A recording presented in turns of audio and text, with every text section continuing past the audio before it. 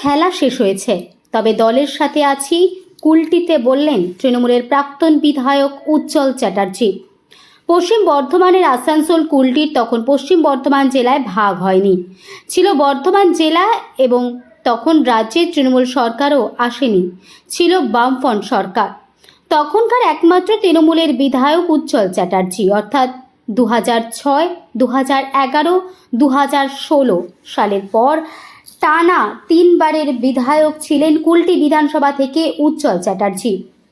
এরপর 2021-এ একেবারে খুব কম ব্যবধানে মাত্র 600 ভোটে হেরে যান উজ্জ্বল চ্যাটার্জি।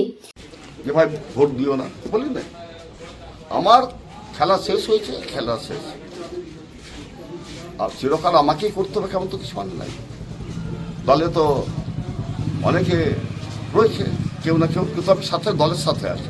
আজকে দাদা দেখা গেল কুলটির লোককে না দিয়ে আমি ওসব বলবো না, বললাম তো দলের সিদ্ধান্ত, আমার সব কি হলো যে আপনার নাম আমি জানি না, দল বলবে, তো আমি জানি না, আমি দলের সঙ্গে আছি। দল যদি বলে কাজ করতে প্রচুর ঘটকের সঙ্গে দল বললেও করবো, না বললেও করবো। আমি কি এখানে বিজেপিকে ভোট দিতে বলছি না কংগ্রেসকে ভোট দিতে বলছি? বলো, আপনি দলেই থাকছেন তাহলে? নিশ্চয়ই থাকছি। মানুষকে কি বলবেন?